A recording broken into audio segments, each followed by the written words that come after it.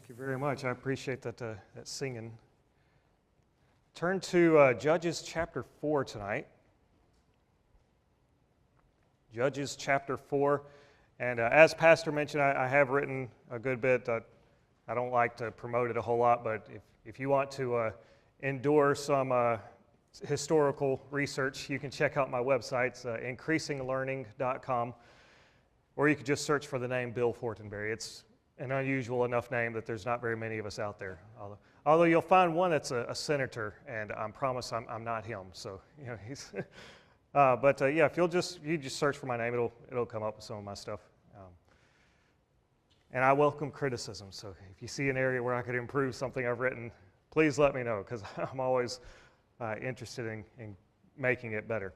All right, Judges chapter 4 tonight. And a while back, I did a little bit of a study. I wanted to do, you hear in Sunday school, you hear all these different stories in the Bible. You hear David and Goliath, and you hear Joshua and the walls of Jericho. And in the Sunday school stories, they kind of make it like something for kids.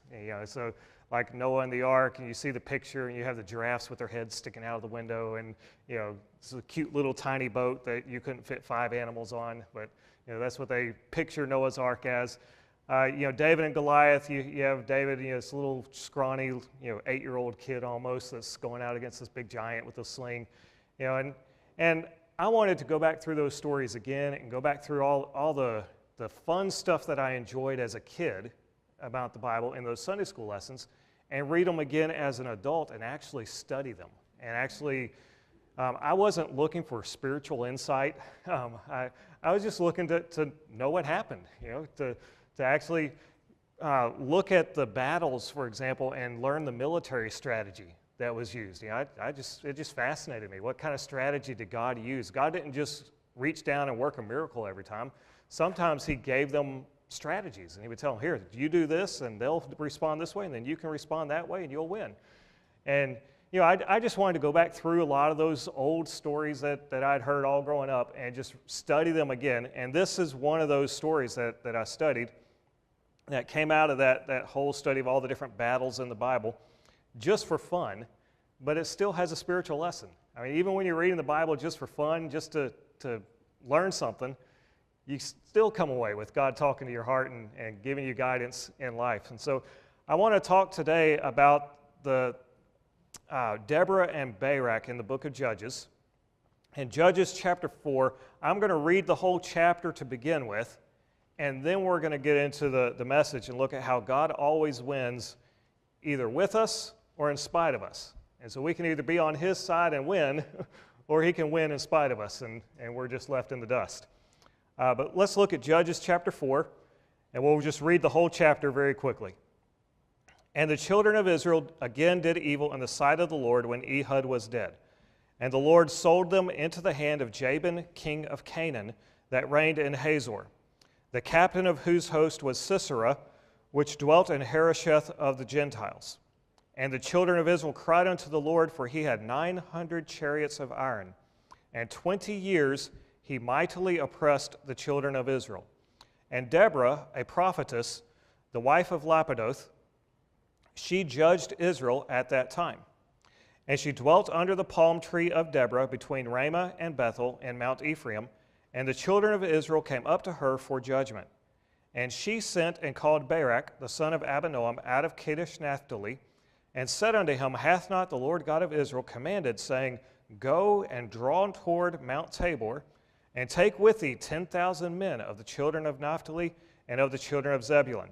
And I will draw unto thee to the river Kishon Sisera, the captain of Jabin's army, with his chariots and his multitude, and I will deliver him into thine hand.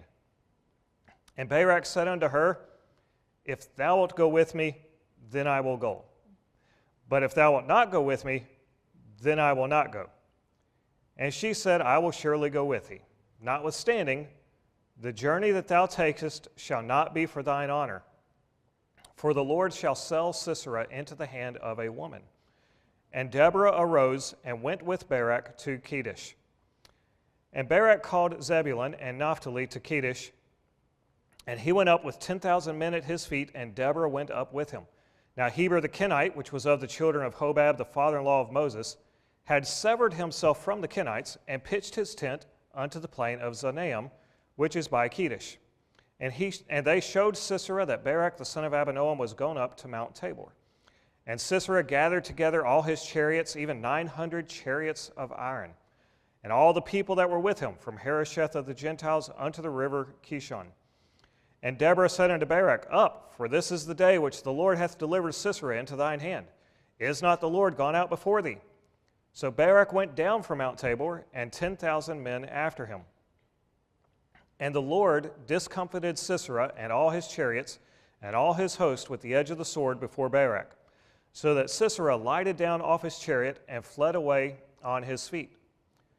But Barak pursued after the chariots and after the host unto Harosheth of the Gentiles, and all the host of Sisera fell upon the edge of the sword, and there was not a man left. Howbeit, Sisera fled away on his feet to the tent of Jael, the wife of Heber the Kenite, for there was peace between Jabin the king of Hazor and the house of Heber the Kenite. And Jael went out to meet Sisera and said unto him, Turn in, my lord, turn in to me, fear not. And when he had turned in unto her into the tent, she covered him with a mantle. And he said unto her, Give me, I pray thee, a little water to drink, for I am thirsty. And she opened a bottle of milk and gave him drink and covered him. And he said unto her, Stand in the door of the tent, and it shall be when any man doth come and inquire of thee and say, Is there any man here? That thou shalt say no.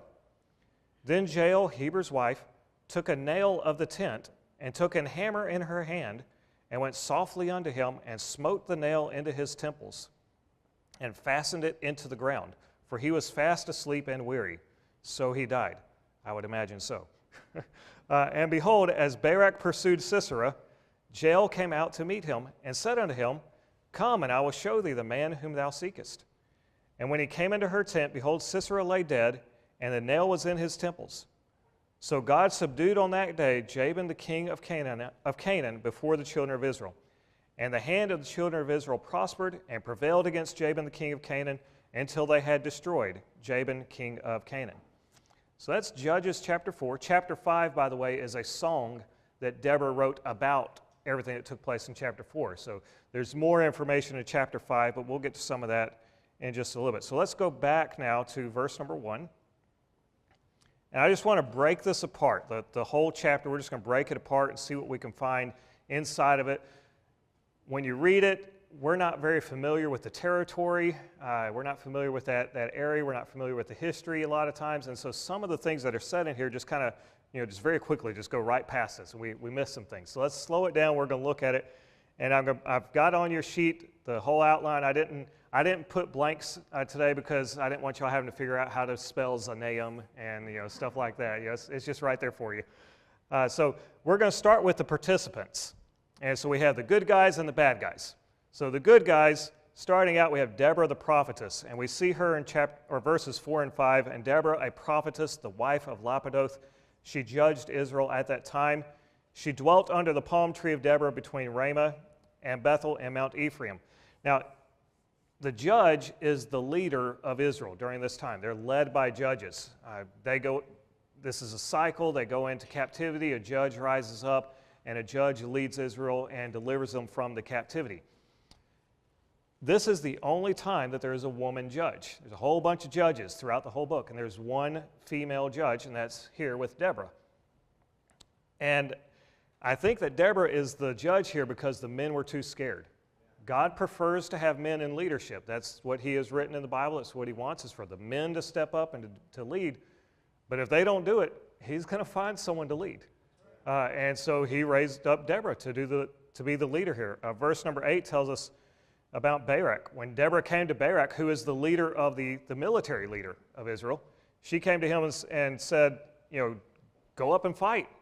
And he says, well, if you'll go with me, if thou wilt go with me, then I will go. But if thou wilt not go with me, then I will not go. I mean, he's scared. He wants a woman to get in front of him and lead him into battle. And she's not even a soldier. She's a prophetess. But he doesn't want to go unless she goes with him. So the men have been scared. If we go to chapter 5 and verse 6 and 7, the people are so afraid that they've stopped even traveling back and forth through Israel. In the days of Shamgar, the son of Anath, and the son of Jael, the highways were unoccupied, and the travelers walked through byways. The inhabitants of the village ceased. They ceased in Israel until that I, Deborah, arose, that I arose a mother in Israel. So the people are hiding in their homes. They're not even traveling. They're not out in the marketplace. They stay away from the highways, which in Israel is a very serious thing because they're commanded by God multiple times to all travel to Jerusalem for festivals. And so they're breaking the commands of God by not traveling anywhere, by hiding in their homes because they're so afraid. And that's when Deborah comes up and steps up and takes a leadership role, even though it's not what she was supposed to be doing, but that's what God called her to do because none of the men would do it. The next person we see is Barak the general. He's from the tribe of Naphtali. And you know, there's the 12 tribes of Israel. There's actually 11 tribes, and you have the 2 half-tribes coming from Joseph. And the tribe of Levi was exempted from the political part of Israel, so you end up with 12 all over again. So it basically comes down to the 12 tribes of Israel. And he's from the tribe of Naphtali. And he was commanded by God to gather an army and attack. If you look at verse number 6, Deborah doesn't tell him, go gather an army. She asks him, hasn't God told you to gather an army? So he'd already been told, and he wasn't doing it. And she had to come and ask him, why aren't you doing this? Why aren't you getting this army that God has told you to gather up? And apparently he was just too afraid. There's a phrase in chapter 5, verse 12, where he is commanded to lead thy captivity captive. And so he's commanded the people that are your captors, you're to be the captors of them. Just turn the tables on them. And it's another phrase that's repeated in the New Testament where it talks about Jesus leading our captivity captive because he came and made us the victors instead of making us the victims.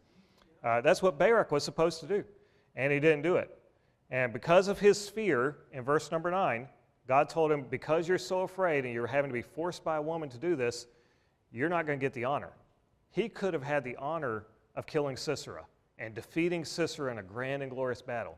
God said, nope, you're too afraid, I'm not going to give it to you. Verse number 9, it says, I will surely go with thee, notwithstanding the journey that thou takest shall not be for thine honor. For the Lord shall sell Sisera into the hand of a woman.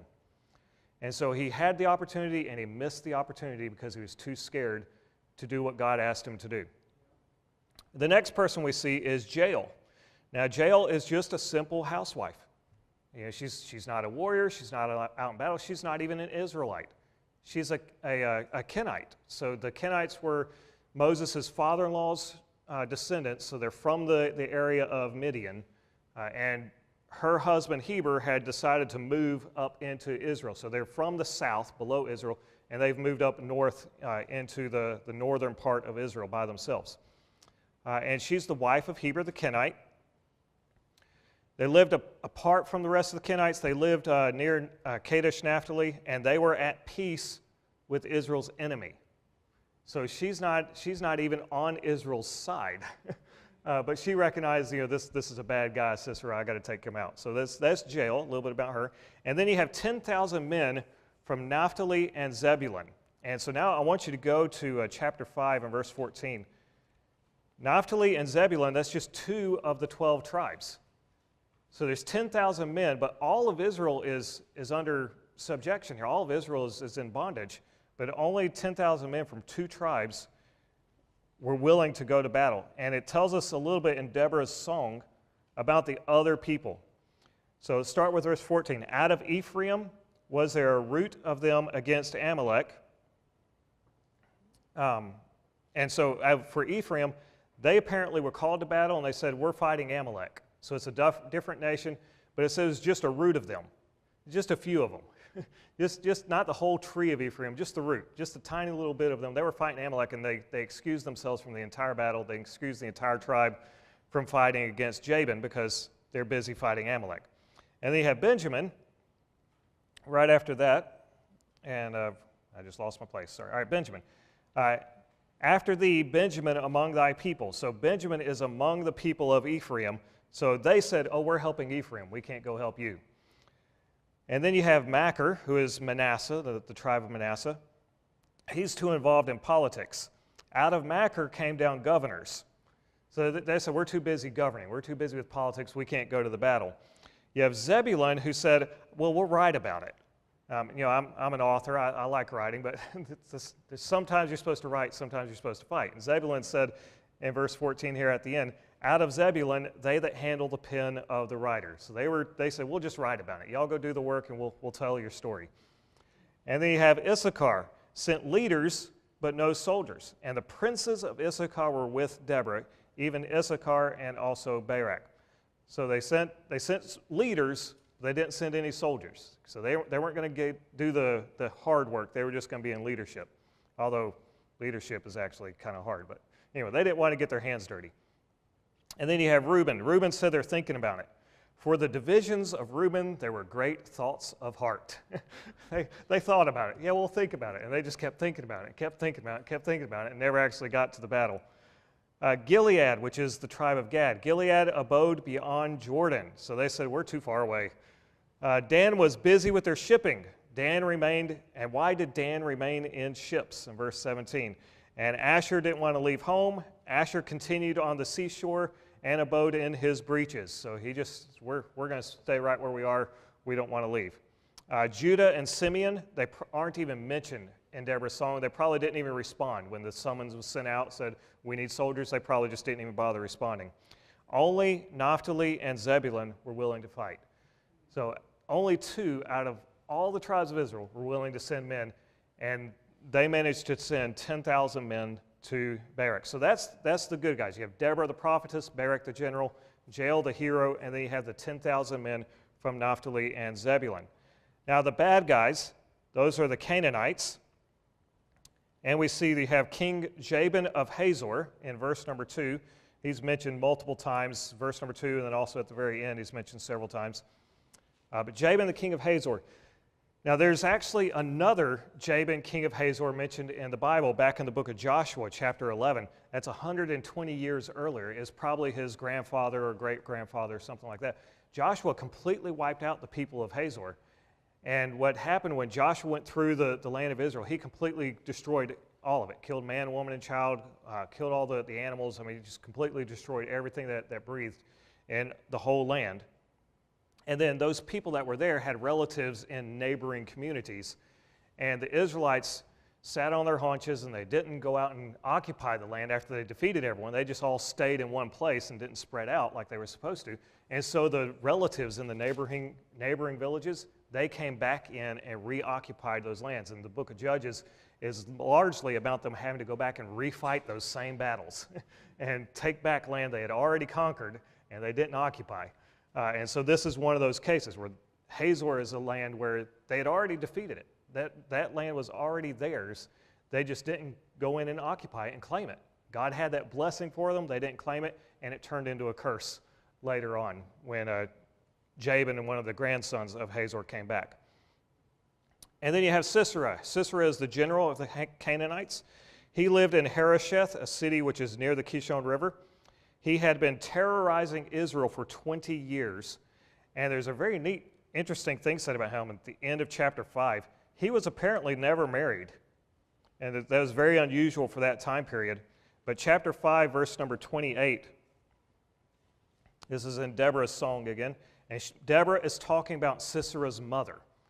And she said, the mother of Sisera looked out a window and cried through the lattice, why his chariot so long in coming? Why tarry the wheels of his chariots?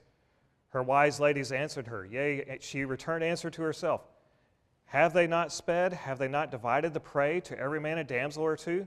To Sisera a prey of diverse colors, a prey of diverse colors of needlework, of diverse colors of needlework on both sides, meat for the necks of them that take the spoil. And so it's his mom that's mourning for him, not his wife, not his kids, just his mom. So apparently he was a mama's boy and liked fancy cloth and didn't actually end up taking a wife. I don't know if that meant that he was homosexual or what. That's a good possibility because that was one of the sins that they were driving the Canaanites out for. But he had never married and just had his mom, and he was a mama's boy. And a bit of a sissy, we're going to find out in just a minute. And then you had the 900 chariots of iron. And you can see on the screen up there a little bit of an image of a chariot from kind of what a chariot would look like back then. So this chariots have iron sides, they have horses in front of them pulling them. These were the tanks of those days. And the way chariots were used in battle back then is they didn't really fight from the chariots. They used the chariots to just mow down the enemy. And so the enemy is coming up as foot soldiers, and then they just get these big, heavy chariots pulled by multiple teams of horses, and they just run them right over and kill them by running them over. The horse hooves stomp them into the ground, and the chariot wheels run over them, and the people in the chariot are protected by the iron that's around them, so they can't be shot down with arrows, or if someone happens to dodge the horses and tries to get the charioteer with a sword or a spear, they have to get through the iron sides of the chariot, and they can't do that. And so the chariot just keeps going and then turns around and comes back and do it again. And they would just go back and forth mowing people down in these chariots. And that was the way that Sisera fought his battles. So very little danger to him and lots of danger to the people that were opposing him. All right, so that's the participants. You have the good guys that were Israel, the 10,000 men, Deborah and Barak, the bad guys. You have Sisera and his 900 chariots of iron. They're serving Jabin, the king of Hazor.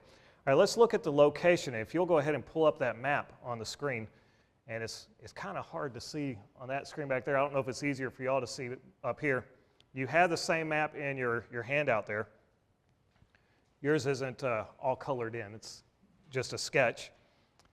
But there's some important places on this map. You have Kadesh Naphtali. Excuse me.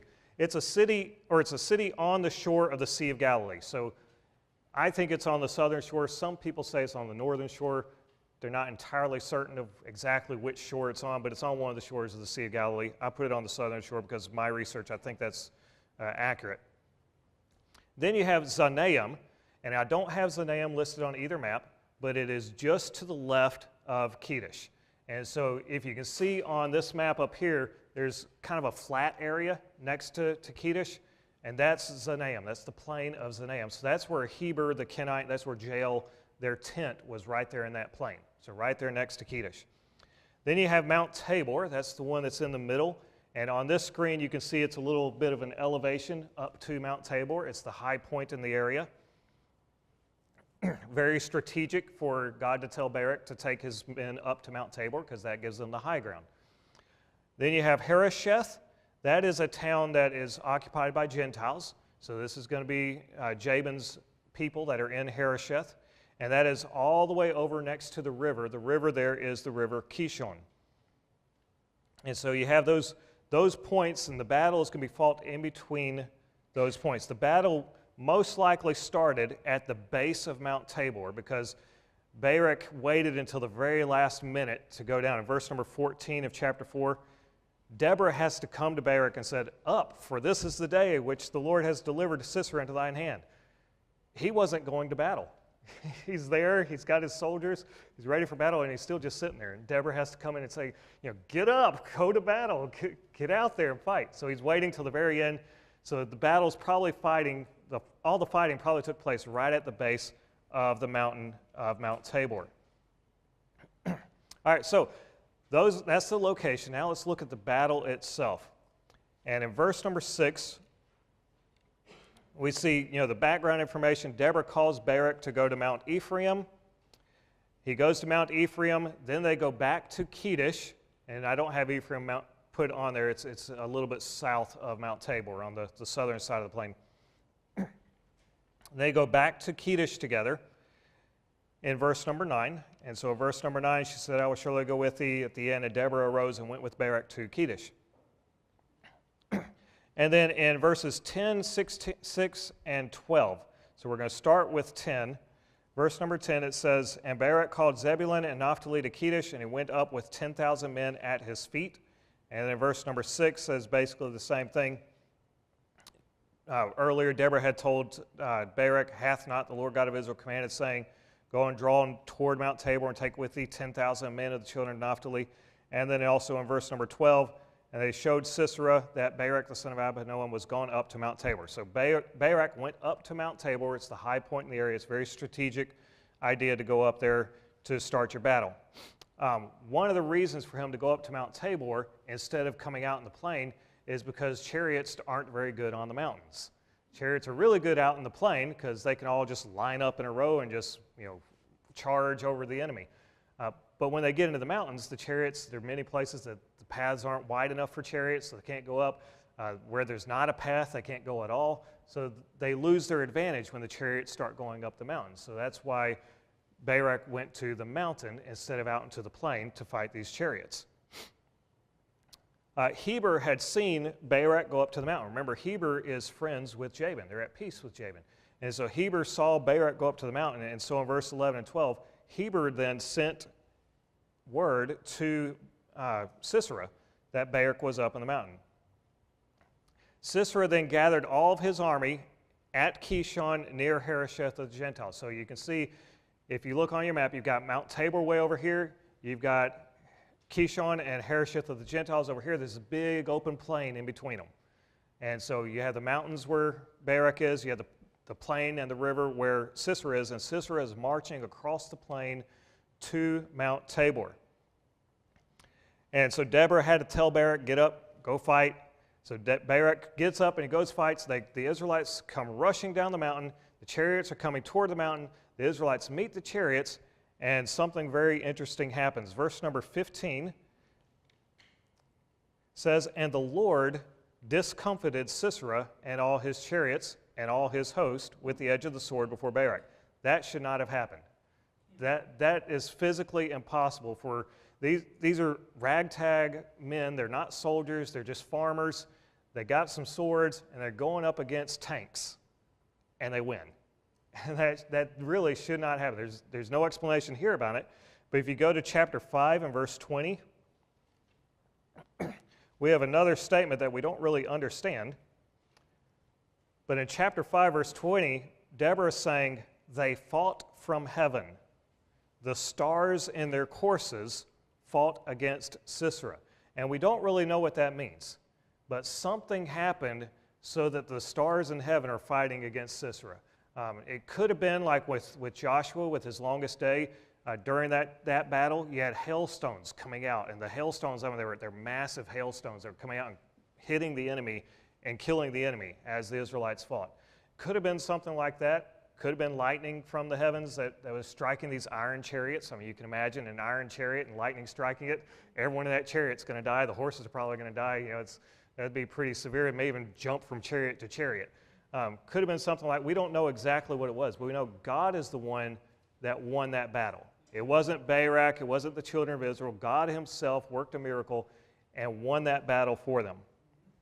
And so once that happened, once God stepped in and discomfited Sisera, did whatever he did to cause them to start losing, Sisera showed what a sissy he was, and he turned around and ran. They had every advantage, but they couldn't fight against God. So they just turned around and ran. And in their chariots, driving their chariots away. Now, you can imagine a chariot drawn by multiple teams of horses, they're going to be pretty fast. But look at verse number 16 in chapter 4. If I can get back there. All right, chapter 4, verse number 16. "But Barak pursued after the chariots and after the host unto Harosheth of the Gentiles, and all the host of Sisera fell upon the edge of the sword, and there was not a man left." God gave the Israelites the strength to run down the chariots. And they're running down the chariots, and most likely the chariots didn't have protection in the rear because that's where people get on and off that are fighting on the chariots. And so the Israelites are able to run up from the rear and attack these chariots and kill the men that are inside of the chariots. And that should not have happened either. So God gave them superhuman speed so that they could run and catch up to the chariots and just be killing the people the whole time that they're driving their chariots as fast as they can in the opposite direction. Look at chapter 5 and verse 21 now. I know I'm having y'all flip back and forth. Maybe have it open on both sides of your Bible with yours. All right, so chapter 5, verse number 21. "The river of Kishon swept them away." That ancient river, the river Kishon. Okay, so you see where Mount Tabor is. You see where Kishon is. They pursued them all the way across that plain. It's wide open fields. The chariots had every advantage. They could have at any time turned around and supposedly won. They should also have been able to get away because it's wide open plains. and yet they pursued them all the way, and they were killing them all the way to the river Kishon and stayed up with them. And then look at verse number 22. Then were the horse hooves broken by the means of the prancings of their mighty ones. And I don't know if any of y'all know a whole lot about horses, but there's a condition where a horse's hoof will crack and split, and it makes the horse go lame so that they can't keep going. And this is what this is talking about. Their hooves cracked and split and made the horses go lame. And it says it wasn't by a miracle of God. This is by means of their prancings. So that means the horse prancing is slamming his foot down. And so the horses were being driven so hard by the charioteers that they were hitting the ground so hard with their feet that it split the horse hooves and caused the horses to go lame. And so, that could have been what God used to allow the Israelites to catch up to them, that they're just driving them so hard out of so much fear that the hooves are splitting and the horses are going lame and the chariots are foundering and they're able to catch up to them. So all of that fascinates me, that God would come in and God fights from heaven, God wins the victory, the Israelites are chasing these chariots, never should have happened, and they're winning this great victory. But what fascinates me even more is what Sisera did. Go back to chapter 4, verse 17. And this is where the map really comes in handy to help us understand this story. Verse number 17 says, "Howbeit Sisera fled away on his feet to the tent of Jael, the wife of Heber the Kenite." Do you remember where Heber's tent is located? It's located in the plain of Zanaim. That's all the way over against Kedesh on your map. All right, so remember where the chariots are going? The chariots are going to the Kishon River because that's their home base. So they're fleeing back to the Kishon River. Sisera, instead of going with his men to the Kishon River, he jumped out of a chariot and he ran the opposite direction. So all of his men are going this way. He says, that's where the Israelites are going. They're chasing my men. I'm getting out of here. And he took off in the opposite direction and ran and hid in a tent and told the lady, Jael, just don't let anyone know I'm here. And so he's hiding in a tent trying to stay away from Barak. This is the guy that terrorized Israel for 20 years. This is the guy everyone was so afraid of that they were hiding in their houses. They weren't going to the marketplaces. They weren't obeying God and going out to the festivals like they were supposed to. And the first sign of trouble, and he goes and hides himself in a tent trying to get away from the Israelites. There was no need for them to be afraid. The entire time. God could have done this the very first moment that Sisera showed his head. God could have given them the victory right away. They just didn't claim it. And so it becomes real convicting to me. But then we see Jael. Everyone likes the story of Jael, that she drove the nail through Sisera's head. The nail that it's talking about is probably a tent spike. It's probably 18 inches to 2 feet long. It's a big nail. And she came up and drove it through his head. There is an interesting statement in chapter 5, verse 26, that she didn't just drive the nail through his head. In chapter 5, verse 26, she put her hand to the nail and her right hand to the workman's hammer, and with the hammer she smote Sisera. She smote off his head when she had pierced and stricken through his temples. So she didn't just drive the nail through his head and kill him. She then decided, I'm going to make sure, and she cut his head off too. And so when Barak made it there, the head's already severed from the body, and she made absolutely certain that this guy was dead. So that's the battle. That's what happened with Sisera. And the conclusion that I got from this as I was studying, and as I said, it was very convicting to me, that God, the whole time, God was able to use anyone to deliver Israel. He could have used Barak right at the beginning. We don't know when God told Barak to gather this army. It may have been right away that God told Barak to gather the army. But he delayed and he delayed and he delayed because he's afraid. The whole time he's afraid. God had commanded a man to lead them. The man was too afraid, so God had to use a woman instead. And what convicted me is that God will always accomplish his will. He's always going to accomplish what he wants to have done. It doesn't matter who he uses, he's going to get the job done that he wants done. And so the question is, do we come alongside him and let him use us so that we can get the glory and the victory? Not that we do it for glory, but if we don't, then we just get left in the dust and God uses someone else, and someone else gets that great feeling of being used of God. And so as we look at the challenges that are facing us, the challenges of this church, wanting to grow, wanting to win more souls, it's not a matter of whether God's going to win more souls in this area. It's a question of, is God going to use this church to win more souls in the area? And if the church steps up and starts doing what God asks us to do, then yes, he will use this church to do it. If we sit back and say, no, we're too afraid, people are mean, they're going to slam the door in my face, then God will use someone else, and that other church will get the glory. And so it's convicting in my own life as I've been going through things, seeing, God opens doors. As do I want to go through that door? Maybe it's a little scary. Might mean a move. Might mean having to give up some stuff. Might have some financial difficulties. Maybe I won't do that. But God's going to get someone to go through that open door and go step into whatever ministry he wants. And if it's not me, it's just going to be someone else, and I'm going to miss out. And so I want all of us to think about that as we go home tonight, throughout the week. Just be thinking, when God has things for us to do, it may look a little scary, but God's going to step in. God's going to get the victory, just like he got the victory over Sisera. It's just a question of whether we get the blessing or someone else gets that blessing. So that's the thought I'll leave you with tonight from Judges chapter 4. Pastor?